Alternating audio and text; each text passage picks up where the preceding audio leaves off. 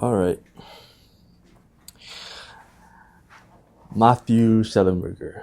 Mr. Shellenberger, I appreciate you coming on to the show. Mm-hmm. And again, I would like to say that for anyone who is in a position of where I want to be, as in my career or in sports management, anything where I would aspire to be like, I would address them as Mr. or not my first name.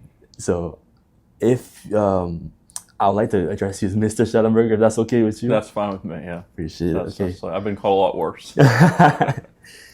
Now, this is a special episode for me because this is my first time interviewing an athletic director rather than just an athlete or anyone in the back room of sports rather than just on the field.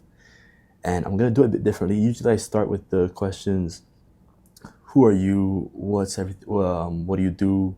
But now I'm going to start with the quick fire questions just to get us rolling, to get an idea of maybe spark some questions or ideas of who you are before I have to ask the question, who you are as a person. Sounds good to me. Let's do it.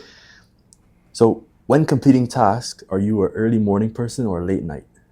Late night. Late night. Definitely, yeah. Yeah. Not much of it. Never been much of an early morning. With this job, you kind of got to be both. Yeah. But, I'd rather, be wrapping up a late night than doing an early morning for sure. Yeah. Gotcha. With the hiring process, young but inexperienced or maybe naive workers or employees, or would you rather hire an older worker but more experienced? That's a good question. That's a really good question because, you get younger people that can maybe relate to kids better. You get older people that have been in the profession longer that can relate to kids but also know the job. Yeah. Best person for the job. That's what I always look for. That's what we always look for. So we don't really look at age or young or older because you can take a young person and mold them kind of how you want them to be or try to mold them at least. But someone who's been in the profession longer than me may know a lot more than me. So, we kind of look for either one, but best person for the job for sure. Best person for the job. What 3 skills do you believe every aspiring athletic director should develop early on? Relationships, time commitment, and the ability to, I don't think of the way I'm trying to say this, the ability to build those relationships with the entire community. So it's kind of a 2-part answer, but I said relationships with coaches, so that's one part, and then relationships with the whole community because you kind of have to be able to do both. Yeah. But time commitment part ties into you. There's no way to really do this job without being committed to the time. Yeah. You have to be on pretty much at all times, especially with events going on. So I know that I said relationships twice, but I think that's really the only way to do it. Yeah. And I bet it's long hours, isn't it? Absolutely. Yeah, absolutely. But I've got great assistants, great coaches, great administration. So those types of things help a lot. Without it, it makes the job even that much more difficult. That's good. We'll get into more of that. Definitely, I'm excited now. But would you describe yourself as a hands-on, direct leader, more of a direct leadership style of, or do you favor towards delegation and trust into the ones around you, your employees? Try to be delegation and trust. Now, there's obviously times where I can be probably micromanaging at times. I probably have done that a lot in my career. It's hard not to sometimes because, when you're assistant athletic director or assistant principal or assistant whatever it may be, not everything stops with you, right? When you get to that seat, though, where you're the head of it and everything falls on you, it becomes different because you know that every decision and everything that happens is going to start with you and end with you. So I'd like to be the type that delegates things, but I also probably sometimes can go a little overboard with that more than I'd like to. Really? But it's definitely something as my career progresses, hopefully lean more towards that delegation part. But just because you delegate doesn't mean you can't, you still have to be hands-on. You still have to know what's going on. You still have to ask questions, and the phone calls and text messages, those things still have to happen. Interesting stuff. Interesting.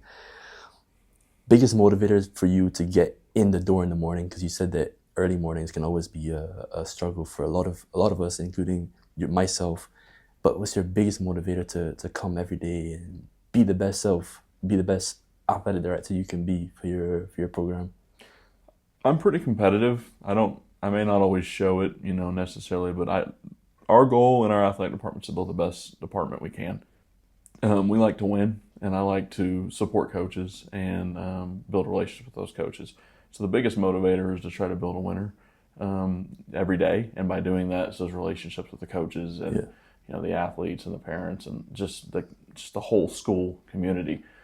So just walking in the door every day, trying to build a winner and consistency. That's kind of what one of the things I always try to do is just be consistent. And try to consistently give coaches what they need and answers and questions and all those things. I'm definitely not perfect at it, but we strive to be there when they need us. That's good. What are the 3 non-negotiable attitudes that any or every member of staff must incorporate into their persona? So that's a really good question. Those 3-part questions are good ones because you can kind of build off certain answers. So non-negotiable attitudes, is that what you said? Or non-negotiable kind of attributes? Yeah. Okay, so, well, the very first non-negotiable for us is, mistreatment of kids. You can't mistreat kids, right? You have to be able to treat kids with respect, and that doesn't mean you can't coach them hard, right? That doesn't mean you can't, get after them at times and do the things you want them to do, but you can't mistreat them, you can't belittle them. So that's one of our biggest non-negotiables. The second one for us would probably be just your ability to show up for work, right? And that's just in any profession. Because if you're not there, then, where are you, right? So we need coaches to be there.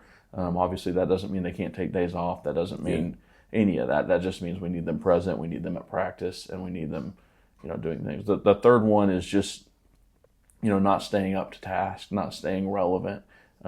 Just, the ability to adapt. Everything is moving so quick this day and age in athletics. At the college level, it kind of trickles down to high school, and it goes up to the, professional ranks as well. You have to be able to adapt. You can't stay the same for 15 years and do the exact same thing, right? Some of our best coaches that we have are constantly adapting. They're constantly changing with the times. And it's hard. It's not something that we all want to do. I don't want to do it sometimes either. I don't think anybody does. But it's either, I use the word all the time, the phrase all the time, adapt or die. Have you ever seen the movie Moneyball? With Brad Pitt's general manager, Billy Beane, he says that all the time, adapt or die.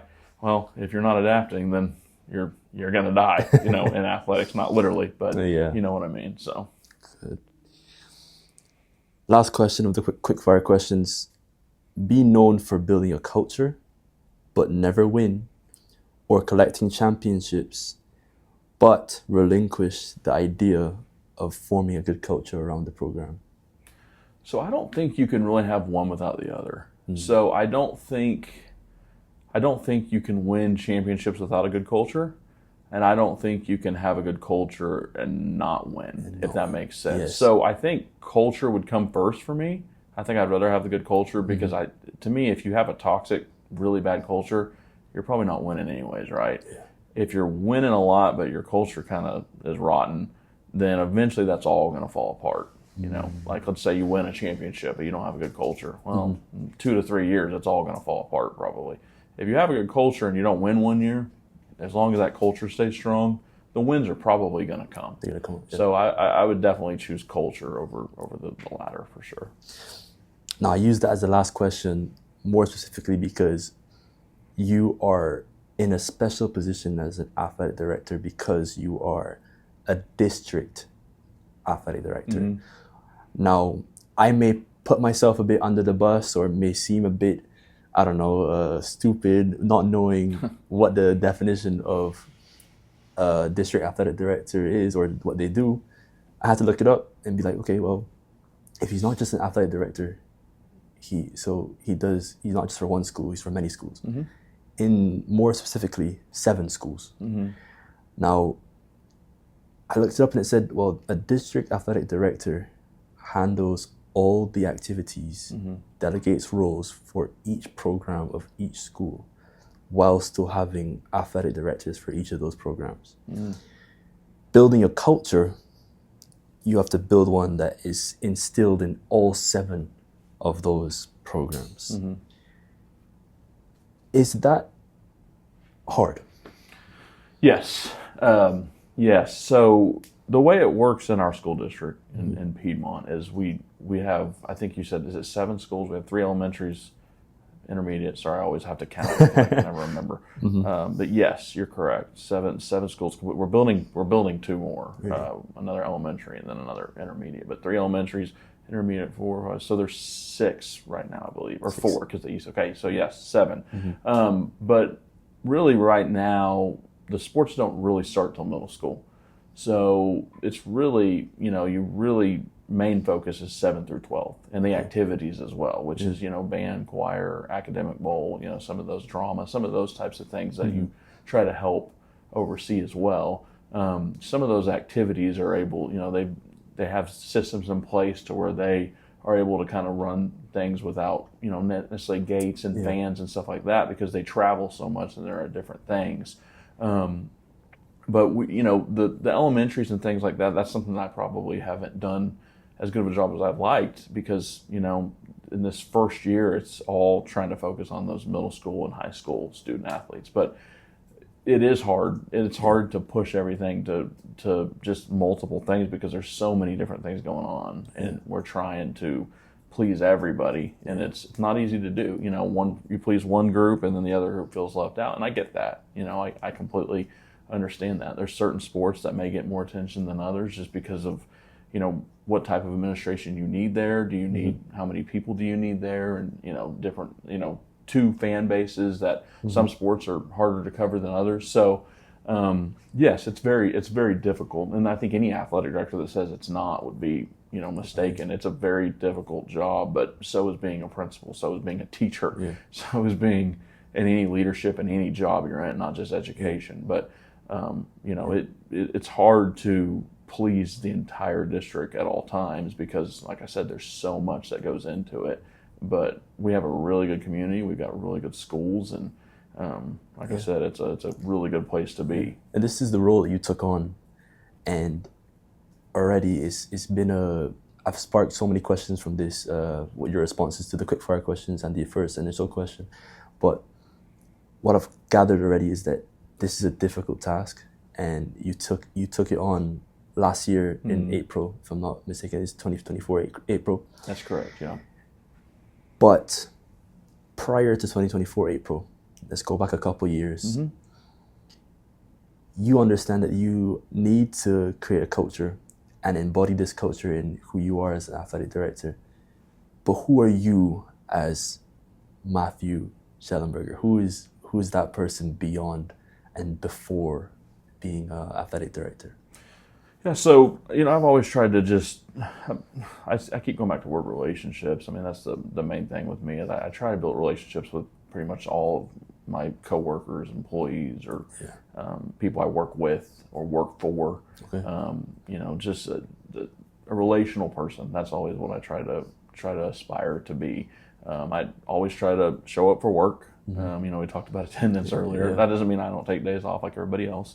I think that's important, obviously. But I always try to be at work. I try to be on time. I try to stay late, and that's in this job. That's kind of what we do.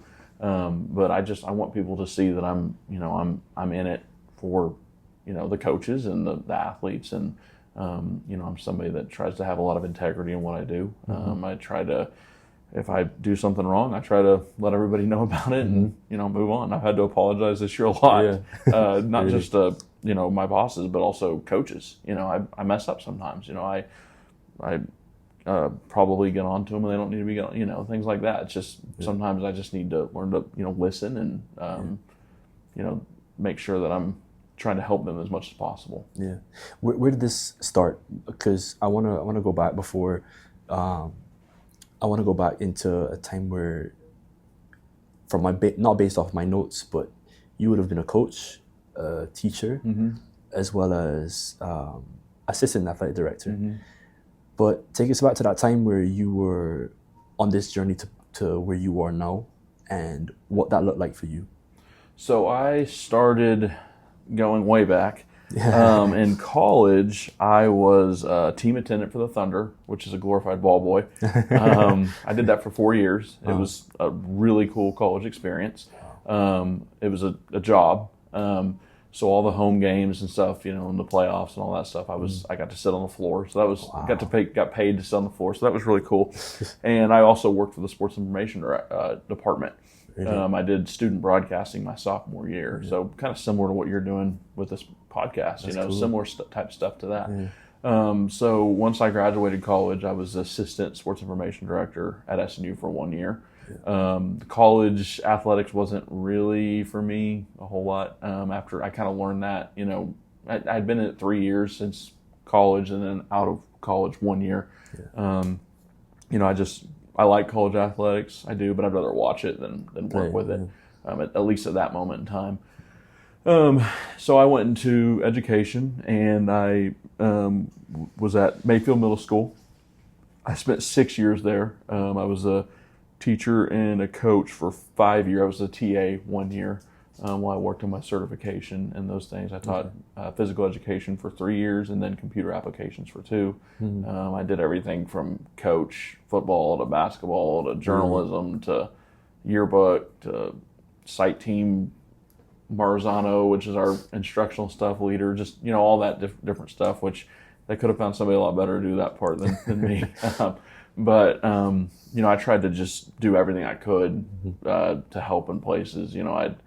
I would basically coach when they needed me to coach. I'd drive a bus when they needed me to drive a bus. I would basically teach what they asked me to teach, cover whatever. I just tried to jump in and do everything I could, just because we had really good administration. I really enjoyed my time there. It was a lot of fun, a lot of fun coaching and teaching. I really, really enjoyed that. And then a job opened up at Piedmont, where I got hired as assistant athletic director. I think my sports information past kind of helped me a lot with that, just because it tied in so much to that. I got my master's at Southern Nazarene before that, and spent 4 years as assistant athletic director. And then this past year took the head role. So that's kind of where I started all the way back in college, and then leading me to here. That's good. There's someone watching behind the camera or listening, wherever it is, whatever platform it's on, and they're either my age or younger, freshmen in college. I can imagine it now. It's like, I'm not too sure what I want to do in after college, or even during college. I'm not sure what I want to study, or if I want to play college athletics. What would you say to this person who is looking to get into this particular field of study or work, but isn't sure of the steps to take? What kind of steps would you advise to them? And more so, what kind of values would you promote or try to give to them before they start to get into the field? So I think that coaching is a great avenue for athletes. I think that, a lot of people don't get to play professionally, obviously. That's a very small percent. So if that's a dream that college athletes want to pursue, which I think most of them do, then you pursue it and you see it out. And then if it works out, great. If it doesn't work out, you probably want to stay involved in athletics. And I think coaching is a great way to do that.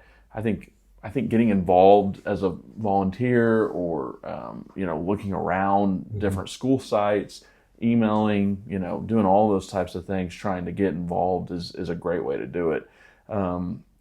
You never can have too many good teachers and coaches.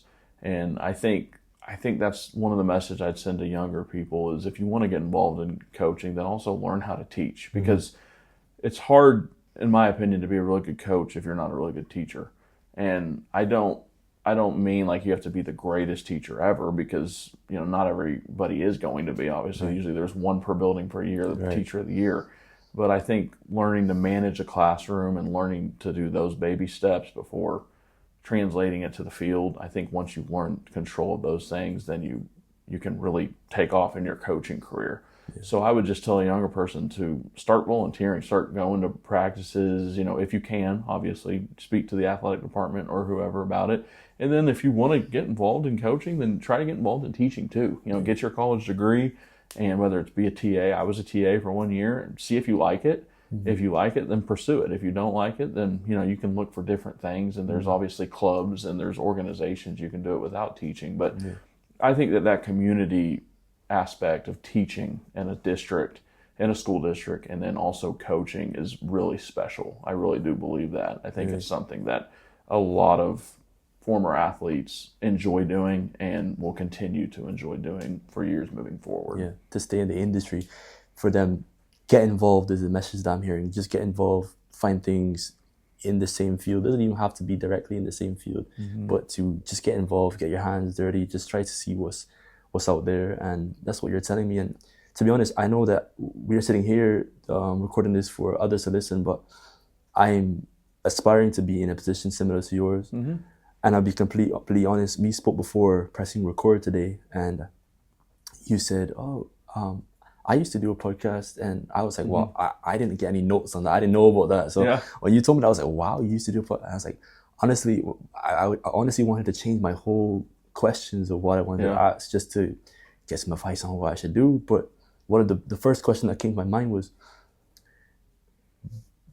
I chose this to build a brand, to somehow just, if I'm being completely honest, I wanted to do this not necessarily afraid of failing, but just try to build a brand for myself and how I speak with different athletes and athletic directors like yourself and coaches. I wanted to do this just for the fun of it. Yeah. I wanted to ask you straight away, was that the same for you when you started your podcast, and what experience was that like? What was the experience like for you when you started your podcast in college? So we did a couple different things, but my junior year or sophomore year, I did a little show in Herrick Auditorium on like Thursday nights. I think only like 30 people listened, maybe 30 people. I don't know if it was 30, but it was me and a couple buddies, and we would it was called the Power Hour, I think.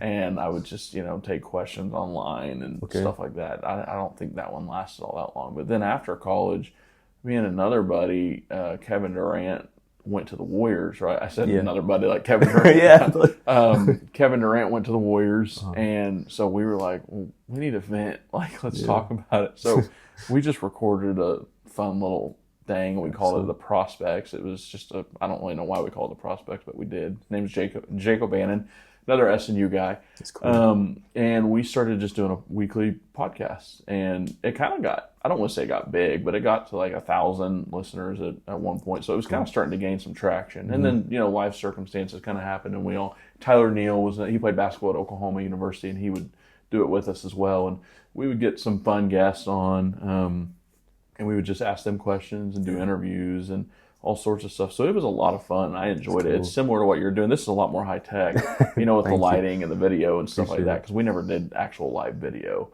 We just did microphones.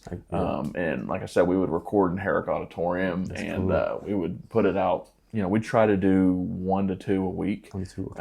And we just talked about all sorts of different stuff. Like all topics? All topics. Yeah, it was mainly sports, but we would do some like movie questions, and we would do some fun little, things like that. But it was fun talking to guests. Like we talked to Brian Windhorst and Doug Gottlieb and just all sorts of different people. Trae Young was on it once. Yeah. Tyler Neal, like I said, played basketball at OU, so he had that connection. Wow. But yeah, Trae Young came on it, and trying to think who else, but there was just so many different people that we were able to talk to from like ESPN and just stuff like that. But yeah, it was fun. Kind of like what you're doing. You just kind of do it. And like I said, I wish we would have been able to continue to do it, because, who knows? I mean, I'm not saying we would have been famous or anything, but you never know at that point. But we did that for a year, I think, a year or two maybe. And then it just kind of died off. We got busy with real jobs and all that stuff. But what was the planning like? The planning of questions for guests and time of recording and what you're going to talk about. What was that like? So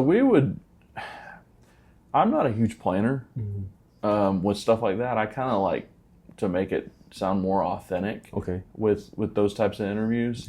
But I should have been, looking back on it, because some of those interviews were terrible, and it was mainly because of my questions weren't good. Looking back on it, if I could go back, I would have planned a lot more. But I tried to let it be more natural and things like that, and do follow-up questions and stuff like that from other podcasts that I had listened to. And I'm not that talented. Like I couldn't just let it roll the way that I probably should have. But Jake O'Bannon was the planner, and he had all sorts of questions laid out. And he did a lot better job on the interviews than I did. My interview questions were very just blank. But kind of balanced it out. Yeah, like he balanced it out. He asked the good questions. I asked the bad ones. So, but it was, I mean, the planning, it wasn't just a ton that went into it because, you know, we were able to improvise a lot on a lot of different stuff. But, you know, I didn't really want to know what was going to be on the list because I wanted to have to think of it right then and there. But looking back on it, it needed to be more planned out, way more organized. I got you. Yeah. And it unfortunately, it had to stop after a certain period of time. But then you said you moved on to what you call real jobs. That you had to, you doing your master's at SNU and starting to apply for jobs, like you said before with the Thunder. Really, really, really cool. And now move from high school coaching up until where you are today. And for me, I'm glad I'm here sitting with you again. I say this all the time. I've said it many times already, but let me think about this question, because you moved on from studying a master's and going through doing different things within sports. Did you always know or think of the possibility of you becoming or taking on this role that you have now? Did you always know that you were going to maybe get to this position, or was it just like, maybe hopefully I do? Did you always know? I don't want to say I always knew. I mean, I always knew I wanted to work in sports. I kind of always knew when I got into education I wanted to be in administration. I just didn't really know what.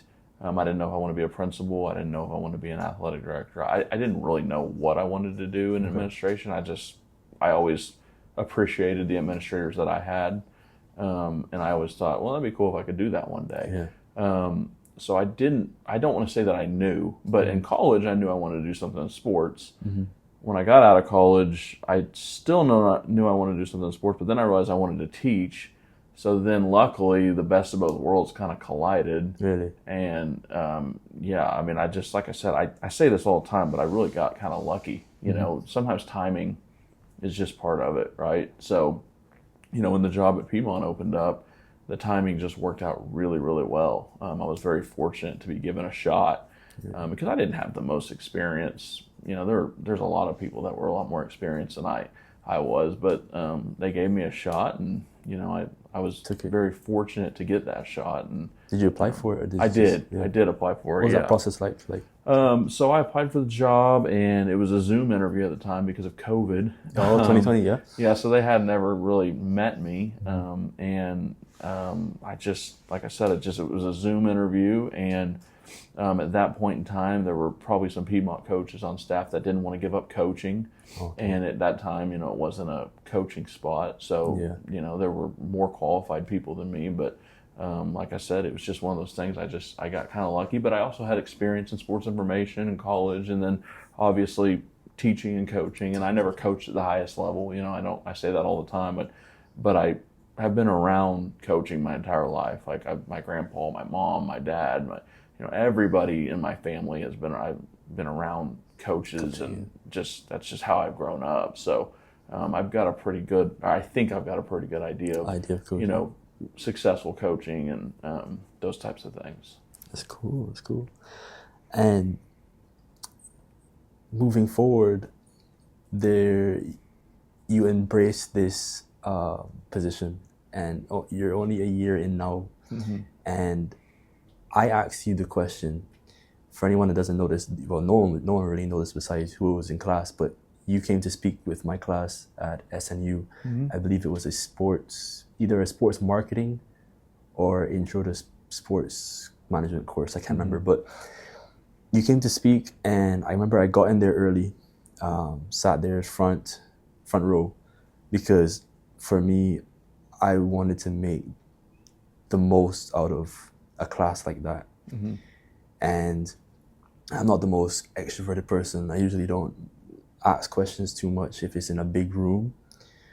I just kind of contradictory why I'm on a podcast asking questions, but I sat at the front, and after your presentation, I had a list on my phone of questions I wanted to ask. And the first question that I had was, what does a busy day look like for you? I'm not sure if you remember me asking you that question, but I do, yeah. what was a busy day like?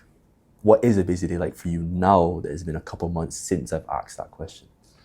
So a busy day for us can be every day of the week, or it can be 2 or 3 days a week. I mean, every day is busy, especially this time of year, especially in the spring. The spring is crazy for everybody. Principals, teachers, coaches, athletic directors, whatever job you're doing, it's crazy because, it's the end of the year. You've got state testing. You've got tons of events going on. But I'll just give you an example. A couple weeks ago, we had 4 events on campus. We had stunt cheer, home stunt cheer, which is a cheer competition, really cool if you've never been to one.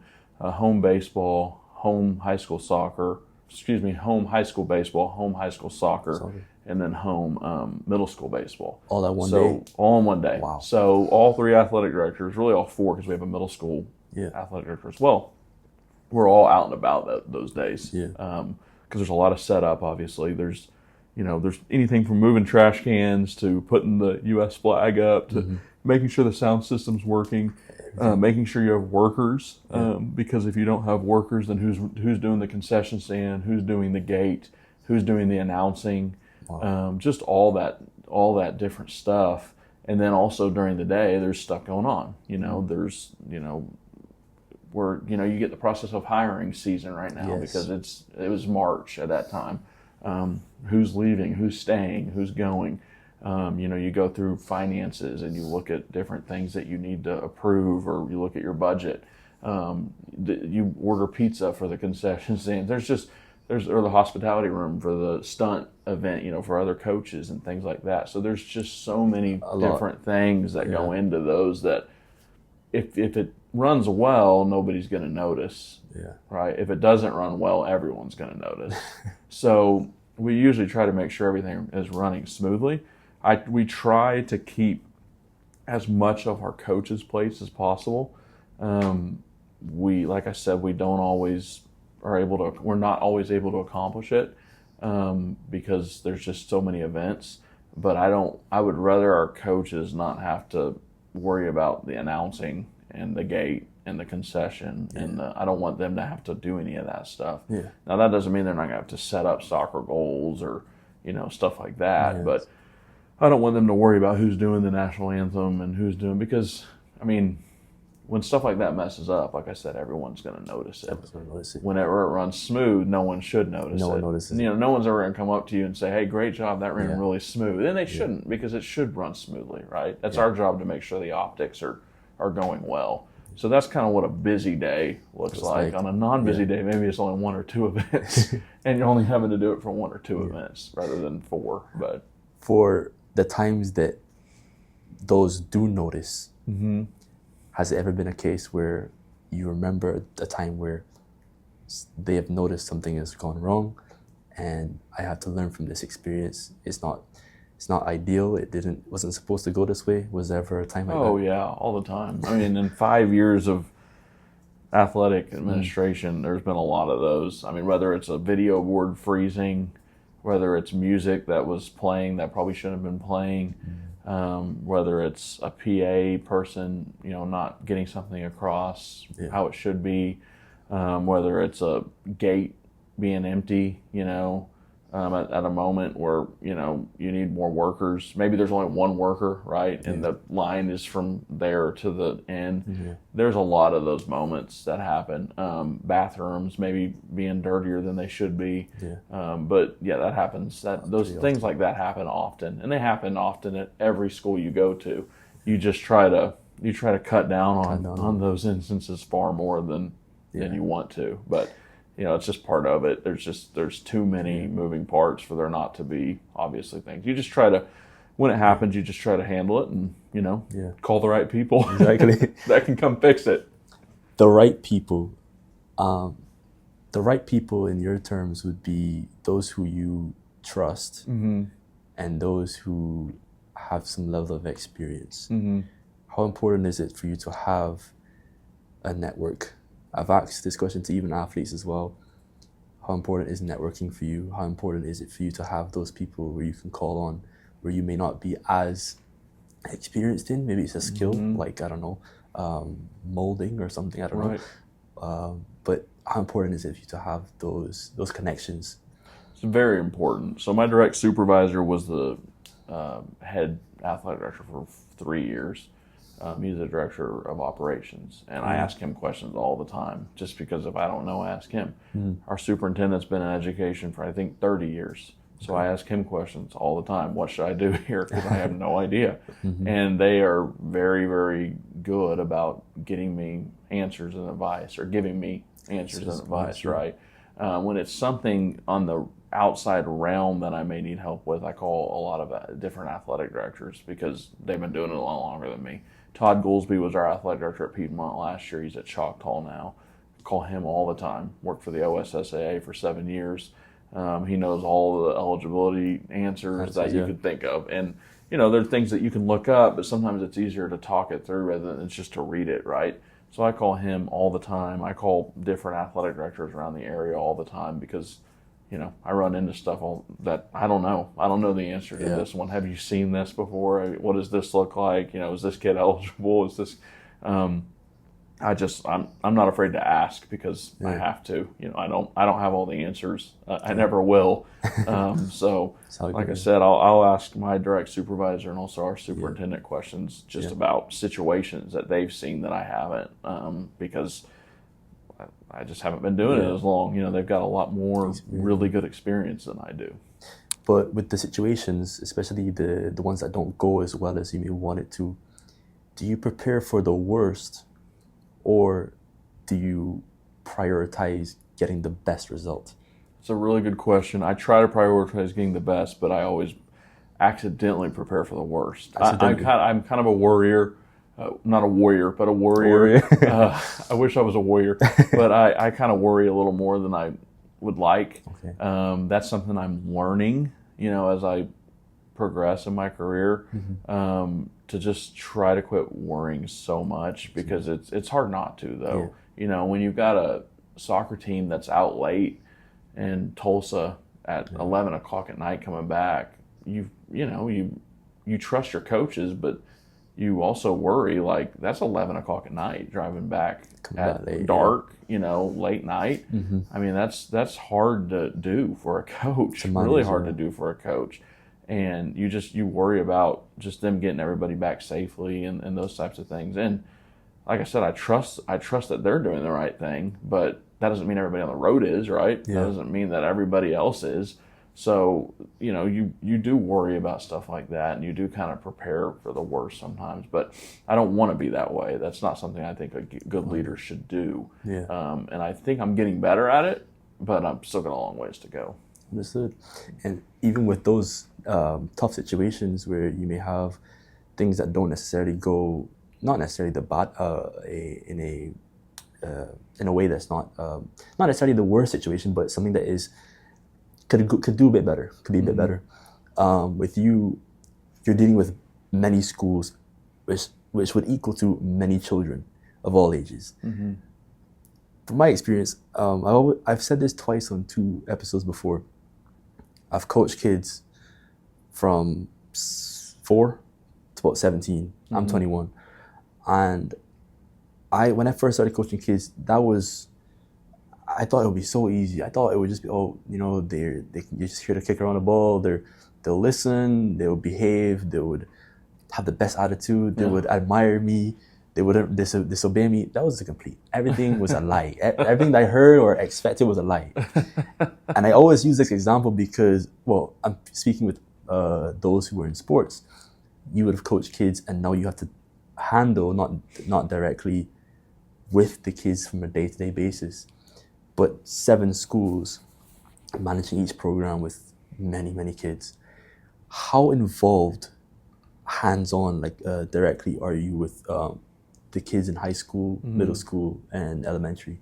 Are you there? Is it more of a direct, or are you more a bit standoffish? What's your involvement with the kids from on a day-to-day basis?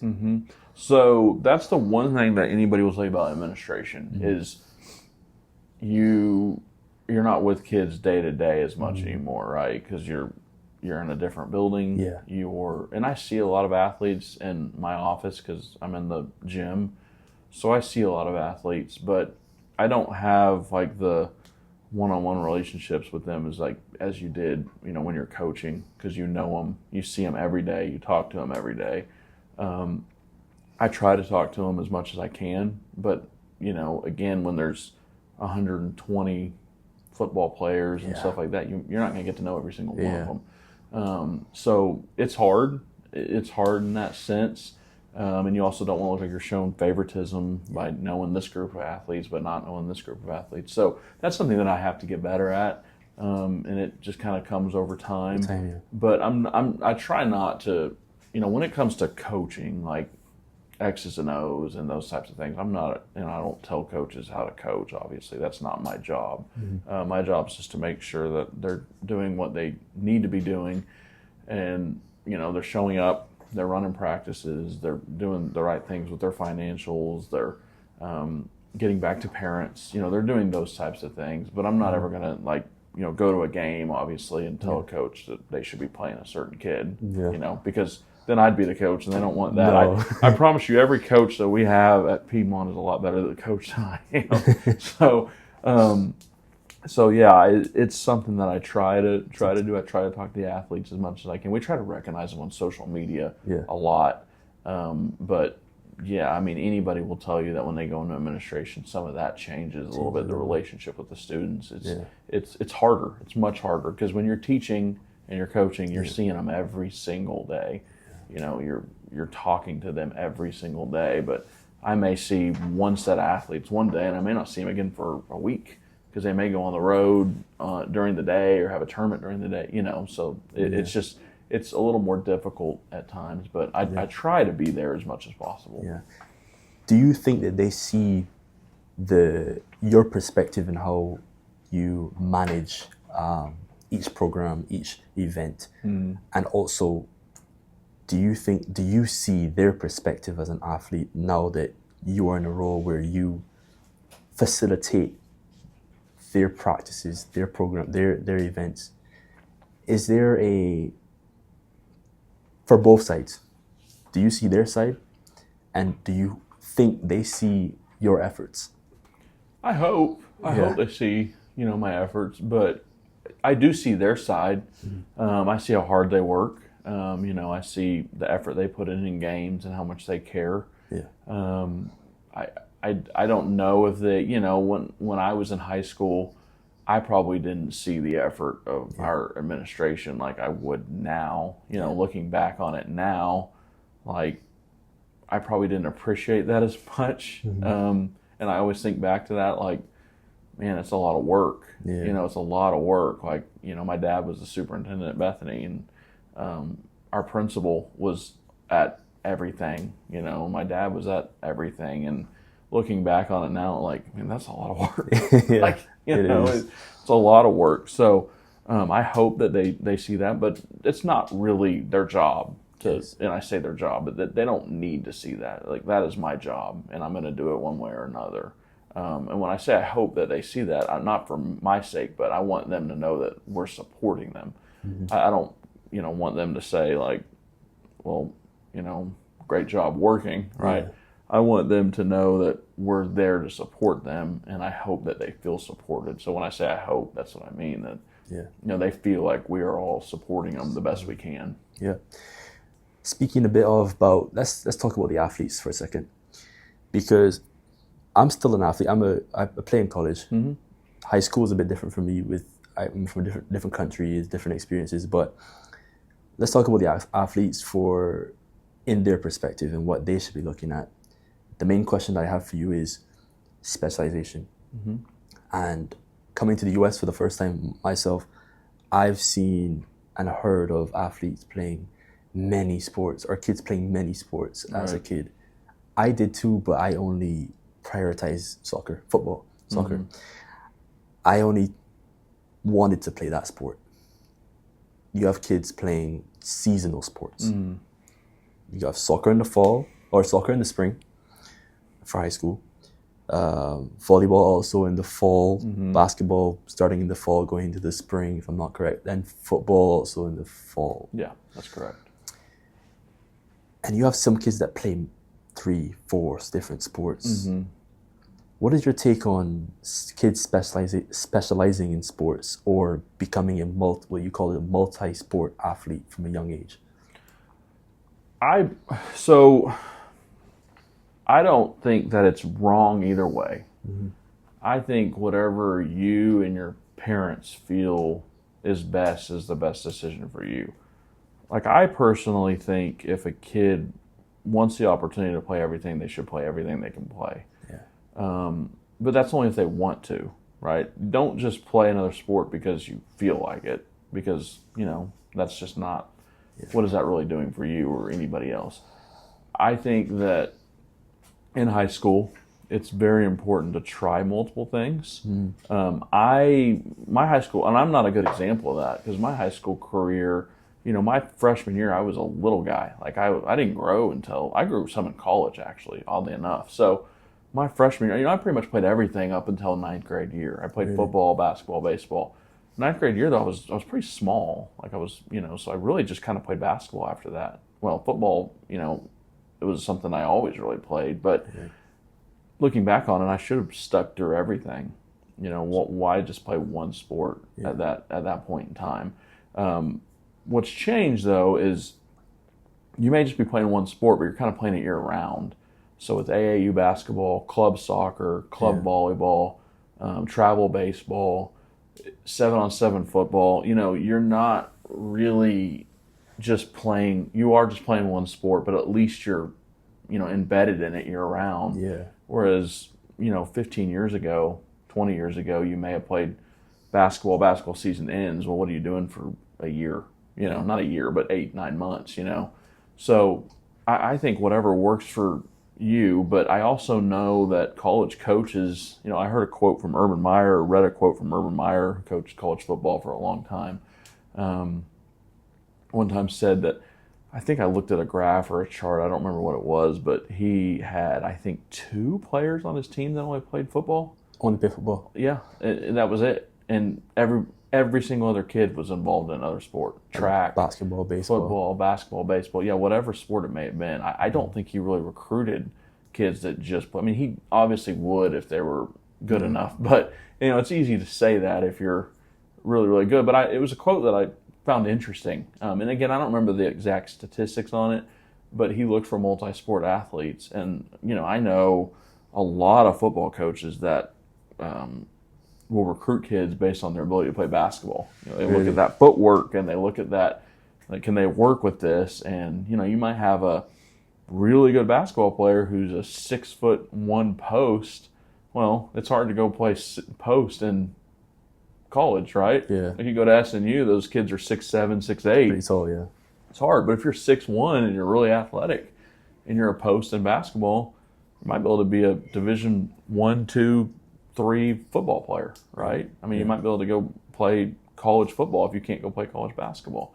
So that's why I think it's important to try other things, because you might think one thing's the best thing for you, but maybe try something different. So specialization is something that it's a hard one to tackle. Like I said, I think if that's what you want, well, then that's what you want. I mean, why do something that you don't want to do? Correct. But I don't think you should be forced to just do one, if that makes sense. And I would never tell a kid that they can only play one sport. That's just not how we would operate. Yeah. And with specialization, multi-sport athletes, in the United States specifically, there is so many topics under this one category of in the industry of sports. And one of them is cost. And AAU, not necessarily leave public school aside, and AAU sports, club sports.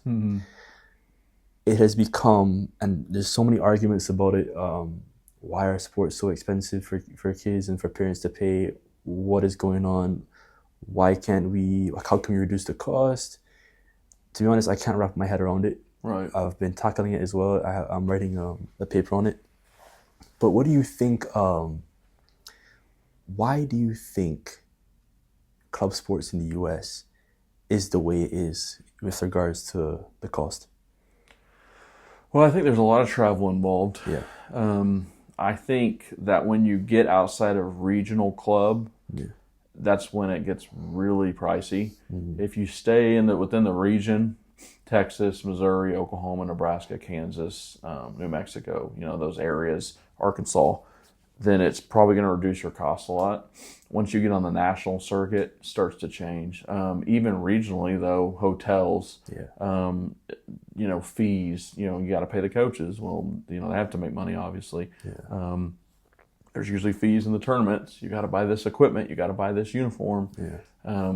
You got to do this private lesson, right? Yeah. So I think the cost of club is just only going to continue to go up because travel is more accessible now, but it's also as expensive as ever. Yeah. So when you get something that's so widespread, I think that's caused a lot of it. And there's so many different affiliations now. Yeah. Again, 15, 20 years ago, there may have only been 2 AAU teams in the state. Probably more than that, but but now everybody can find an AAU team. So this AAU team may be going here, while this one may be going to Vegas, and that costs money. It's you got to spend to do. Yeah. And a lot of people do private lessons, which can be great, but you're paying somebody that is, I don't want to say a master of their craft, but somebody that knows what they're doing probably. Correct. To make you better. Yeah. That costs money. And the traveling, everything, and all the expenses put into one, as the industry grows, the costs increases. Absolutely. The reason why I ask this question is not because I'm against the cost per se. I don't have any children, so I don't have to worry about it necessarily. Right. But I ask this question because to break down the understanding of why the cost is so high. Mm-hmm. And it trickles down trickles up into professional sports. Mm-hmm. Because I'm going to use soccer, for example. This is what I know. MLS, teams all over the country. The US is a massive country. And to be able to travel to each team, different regions, different conferences, there's a lot of money involved. Yeah. Because of the size of the US. Now everyone wants to have their own club. More clubs are coming up, more leagues are coming up. And with high school, it's almost like it's emulating the same thing, mirroring the same idea, concept. Money must be involved in order for it to grow. Or for it to grow, money must be involved. Right. Now, with money, and with athletes specifically, the big question that everyone's talking about now, the big area is NIL. Mm-hmm. Oh. And this is a very tricky topic. Even with being a collegiate athlete, talking about NIL, and what can I do, what can I film, what can I say? NIL in high school athletics has become very popular. Yeah. Starting to, yeah. What's your opinion on athletes in college, in high school, using using NIL for not using NIL deals? What's your opinion on that? Well, I mean, if somebody can make money off their name, then who am I to say they can't do it? Right. That's always been my opinion on NIL. I've never been against NIL on any level. What my issues with NIL, more so on the college level than the high school level, is it's kind of become more pay for play rather than just name, image, and likeness. Pay for play. Yeah, pay for play. Mm-hmm. So I don't have, and again, I'm answering your question in two parts here. On the college level, I've never had an issue or ever thought, why do we have an issue for kids signing autographs and getting paid for it? That's using their name, their image, and their likeness. What it's kind of turned into, though, is you get, $1 billion donors that are just giving them money just to come to the school. And I just feel like that's kind of manipulative to young kids. Now, at the same time, maybe it's changing their lives. So, I mean, I'm not going to sit here and say that's wrong, right, or indifferent, because if I was a 16-year-old kid or 17 and someone offered me $1 million, guess what? I'm going to do it, right? So I don't blame the kids at all. No. Now, in the high school level, again, if a student athlete is good enough, and it's legal, obviously within the OSSA rules, which it is now, then if a business wants to pay for them to play, then I don't have an issue with it. You don't run into it a lot in high school. It's only going to get bigger, obviously, as time goes on. Yeah. But if a student learns to market themselves, they're probably going to be able to make some money, especially if they're really, really good at what they do. But it's a hard topic because your athletic department's not really involved in NIL because they really can't be. It kind of has to come from the outside. Yeah. That's how it is in college, especially. A lot of people say, well, these colleges aren't paying the kids enough when the colleges really can't be involved. They can't, yeah. Now they're changing some of that, obviously, with some of the laws and stuff being in place this summer. But really, colleges and schools are not supposed to be involved in it directly. But it's a hard challenge just because if one kid's making money, why is the other kid not making money? And so I think it's something that I don't want to say we should necessarily just go all in on it. Yeah. And I'm not just talking about Piedmont, I'm talking about every high school. But at the same time, if a kid wants to make money on their individual likeness, then I wouldn't be the one to stop them from doing it. Yeah. Again, as long as it's legal and within the boundaries of what we do. Where do you think is the tipping point? This is getting a bit too much. Let's just tone it down a little bit with this NIL. Where is that cutoff point where you say, okay, look, I don't think this is right. Let's just reconsider this decision with how we look at our athletes. I think, and again, this is more college thinking than high school, because again, I haven't seen it a whole lot in high school yet. Okay. I haven't seen just a ton of it. Mm-hmm. I think the tipping point is kind of when, athletes are at multiple spots and getting paid a lot of money, and then they just leave, right? I think that's when it gets difficult. Yeah. Because you get someone that pays someone a lot of money, and then, there's really no stipulations or boundaries. Yes. In professional sports, you have contracts, you have salary caps, you have trade clauses, mm-hmm. you have a lot of different things in place to help relegate some of that stuff. In college, you really don't have any rules, and it's hard because, again, I keep using football, but football is where it's most prevalent right now. Yeah. It's college football. That's where it is most prevalent. It's hard, though, because like in the NFL, you have coaches that if they leave, they can't just go to another job. Yeah. In college, you can just go to whatever job you want to. There's really not. There's some buyout penalties and monies and things like that, but it's really not. There's not really any rules, so it's kind of hard to tell a kid, well, you can't go anywhere. And then a coach will leave before the bowl game even gets played. Yeah. So to me, that's kind of the tipping point. It's kind of when some of that stuff gets structured. Like if a coach leaves, there's a certain penalty for that. If a kid leaves, there's a certain. But it's just kind of, it's to me almost a little unfair if you just blame the kid when the coaches can kind of do whatever they want to. Yeah. So I think the tipping point though is kind of going back to answer your question is when students start trying to get more money and leveraging their name, and then it doesn't work out. Yeah, because that's hard on the student, right? Yeah. That they made a tough mistake, and I think that's kind of the tipping point when they start learning, some of that. That again, same goes for coaches. Yeah. They start leveraging their names. They do the same thing. Taking too much. So I don't know. I don't have the answers to it because, like you said, it could trickle down to high school, but I do feel like high school is a little.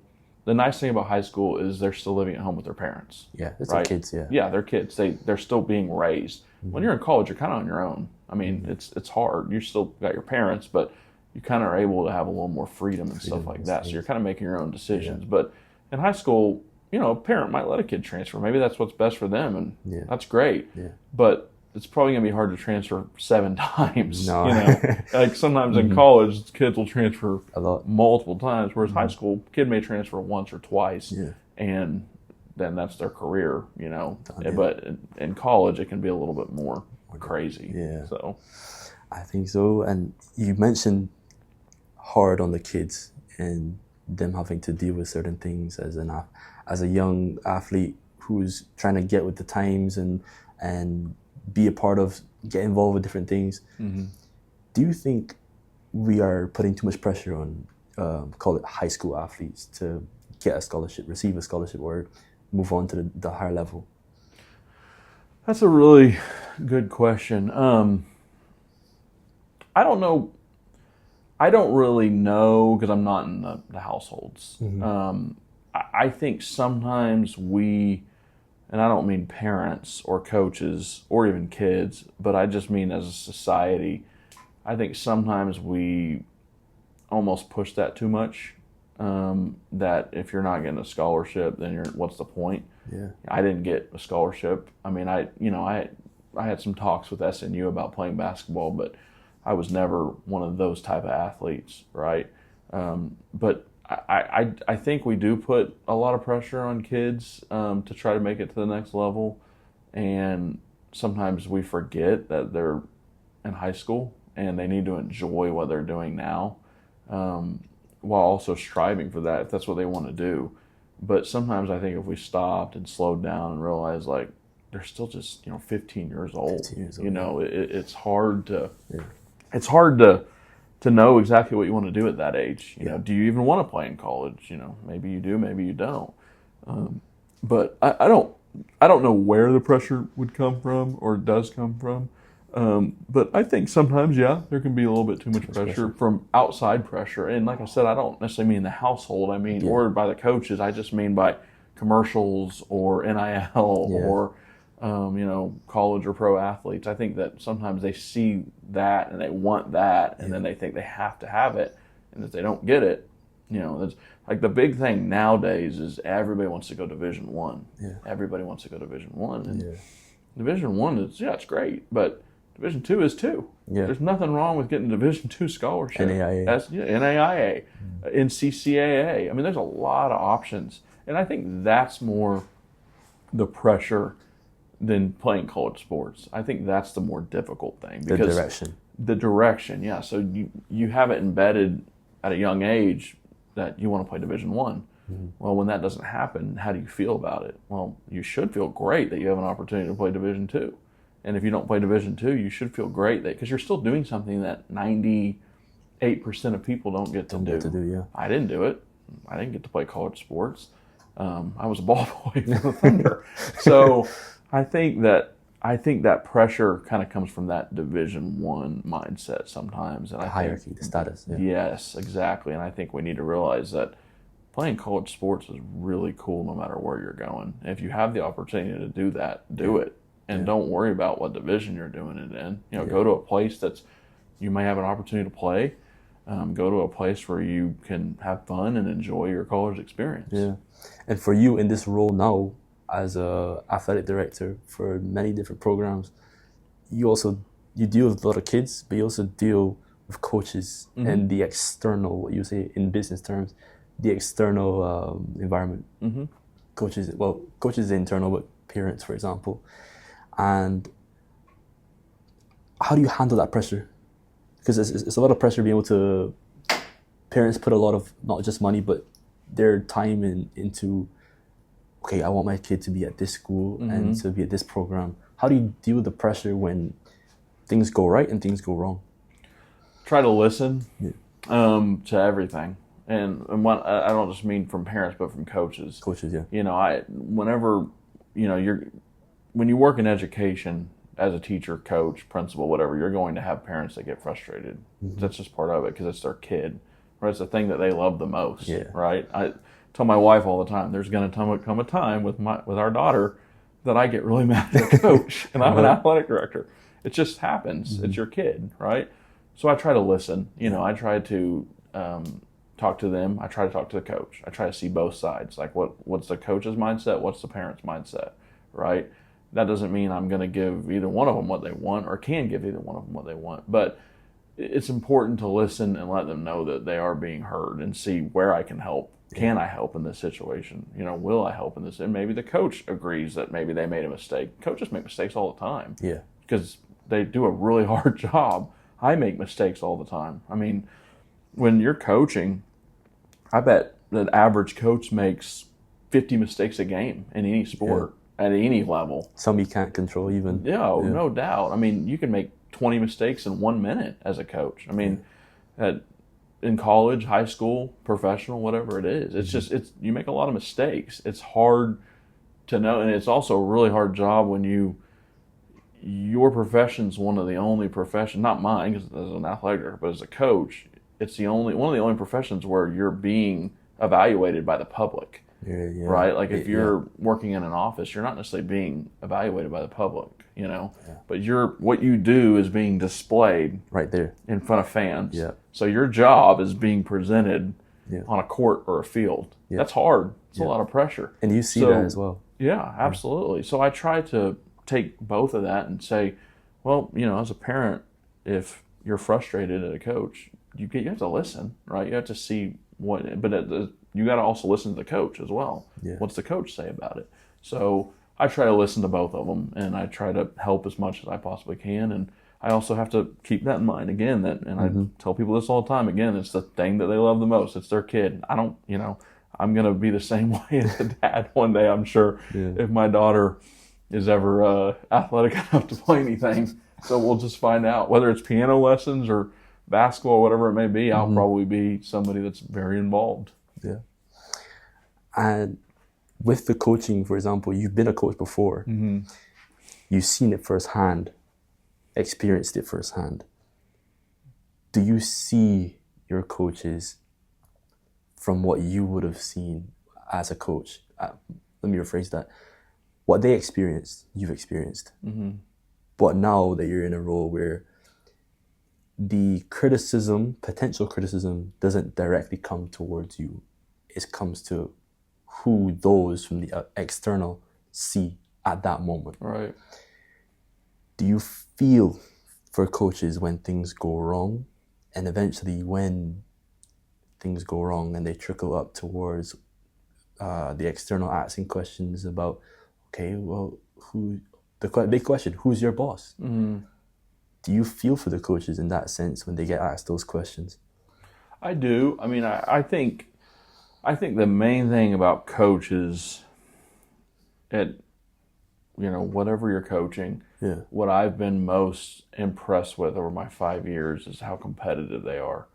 They want to win so badly, and you can feel it when they don't, from them, not from me. Like, to me, as long as your teams are playing hard and stuff like that, I'm going to be pretty impressed with what you're doing. That's what I look for, is your numbers and your, the healthier program and things like that, the overall healthiness of your program.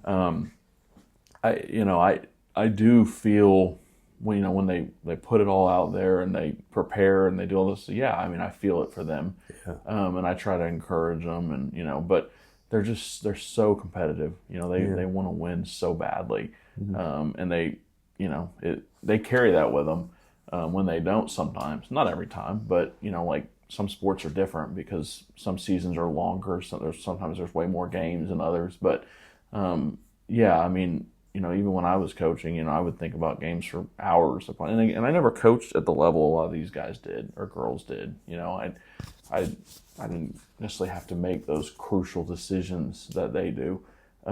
But yeah, I mean, whenever I evaluate and watch games and those types of things, it's hard on coaches when they lose. It is. It's hard on them because they want to win so badly and they put in so much time to be successful. And you want it for them really, really bad because you've got really good people and they work really, really hard and you want them to have success. And losing doesn't always define success. Winning and losing doesn't always define success.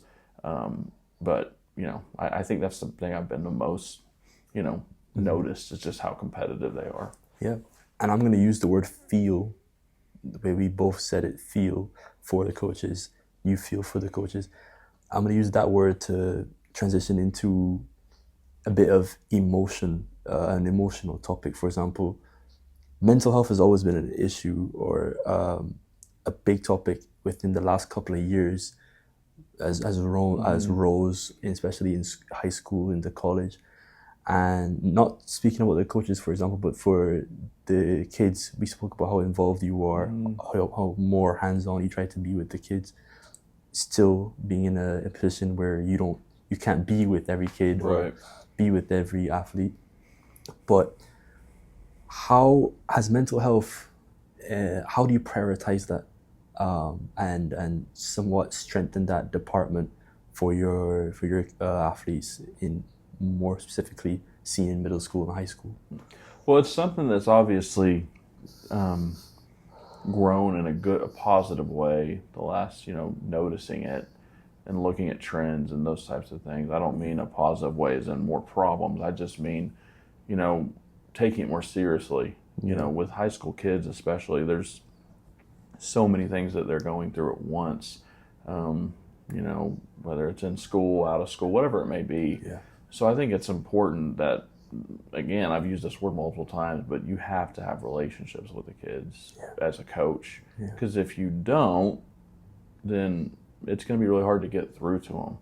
So, I don't delve into that, with students. Obviously, I don't try to, infringe on their what's going on, personal, and those types of things. But I think it's something that, is very important that we, look for the signs. You ask, you don't ask questions about that, but you ask questions just how they're doing and, just how their day go, how's this class going, and those types of things. And I think sometimes they just need a break, and I think it's hard for them to ask for a break because you got practice or whatever. And I don't necessarily mean sit out the whole practice. I just mean sometimes students just need you to know that they care, right? They just need you to know. And that's what I mean, like a mental break. They need a break from the hard coaching, right? Or the maybe from this one drill or just something like that.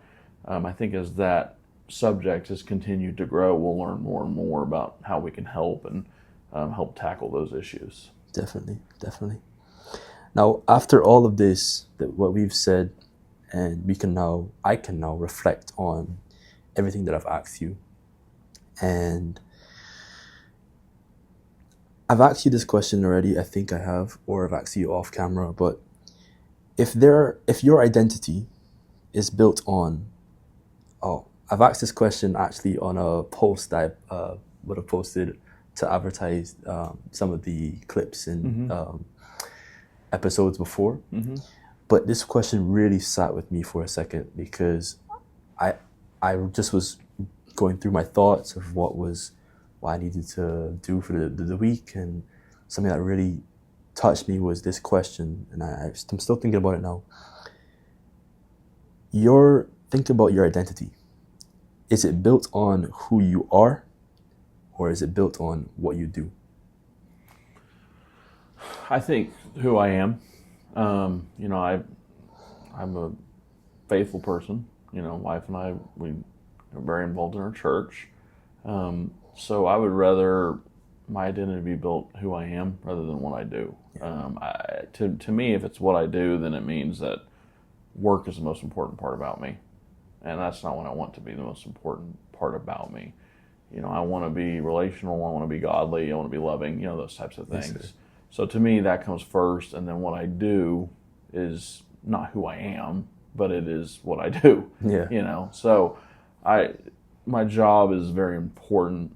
I love my job, but I would rather be known, as being a very, very good person, obviously, because if I'm just known for what I do, it's just, he's the athletic director, there it is. And that's it, right? Yeah. But I think it's really hard to be good at your job without being, better at being you. Who you are. Right. Now, there's some people, obviously, that are really, really good at their job who are able, and that's just, that's their identity. But I don't think that I'm quite famous enough for it to be, my identity. So I would rather be known for who I am rather than what I do. That's a good question. You've asked some really good ones. Thank you, sir. I mean, getting down to the end of this, unwinding, trying to grasp my thoughts without going too far. Honestly, I've brought so many questions that I could sit here and just ponder and ask you, but I want to be able to understand, because you came here to answer some questions about who you are and what do you do. And this is a time where you managed to have time to come speak with me and I know you're very busy. We spoke about your routine, and I know that's only a tip of the iceberg of what you have to do. When you are not doing what you do, how are you able to recharge, rest, and be who you are? So my wife and I were actually just talking about that the other day, about just, when there's nothing going on, you've got to learn, or say when there's nothing going on, even if there's something going on when I'm at home, I've got to kind of learn to separate that from just the work, right? Yeah. So usually I'm at home with my daughter. I like to go on walks a lot with the dogs and the daughter. Cool. What kind of dogs do you have? Take her to the park. Yeah. What kind of dogs do you have? Boxer and a pit lab mix. Okay. Yeah. Oh, that's interesting. So try to go on a lot of walks. I like to listen to podcasts. Yeah. I like to, listen to just whatever podcasts and just go on a walk and, whatever it may be. My wife and I like to go to movies. I like to do those types of things, and we like to hang out with our family as well. That's cool. Sundays we usually go to church. We usually go to lunch, and then the afternoons just kind of chill from there. Yeah. But the summers, I'm really able to recharge. We don't have a lot of activities at night in the summer, so usually, I'm out of there and I'm able to go home. That's good. Instead of, from whatever time to late at night, whatever time to end of the day. Yeah. So I'm able to recharge plenty. I feel like still, even though I work a lot of hours, I still feel like I get plenty of time off. We still get Christmas break and spring break, and we may have events sometimes, but that's, it could be, the schedule could be a lot crazier if we didn't have those opportunities. But I feel like we get plenty of opportunities to recharge. We don't have a administration that is always asking where we're at every single, right? So, they're very good about allowing us to take the time that we need when we need it. Yeah. And they're very good about that, about understanding that we have families and those types of things. Yeah. So that's kind of some of the ways I like to recharge. Yeah. Now, a big question. I would say after everything I've discussed with a guest, and the biggest question I've always asked, and I leave this to the end, what's next? And in your terms, you're already a district athletic director. I want to know what's next for you. Do you know what that looks like right now? Right now, honestly, I don't have a what's next plan right now. As of right now, I just want to build the very best athletic department in the state of Oklahoma that we can, and just continue to build that. I don't have any plans of anything else right now. What's next would be, hopefully we're winning state titles and doing things the right way and continuing to build our department. But I want to be a part of what we're doing in Piedmont from a whole school perspective. The growth is just unbelievable. Like I said, we've got a great administration, and we're very fortunate. So that would kind of be what's next, is just to continue to help be a part of the growth in the community, and just kind of try to help make it the best school district in the state. And again, I'm biased because I work there, but I think it's a pretty special place. I really do. And I don't, like I said, I don't have like a 5 to 10 year plan of like, I want to go keep stepping up. Right now I don't have like a idea of going somewhere else or necessarily moving up. But right now I think I'm very blessed to be in the position I'm in. And I've got great people that I work with. I've got great people I work for, and I'm happy what I'm doing. So excellent. That's pretty much it right now.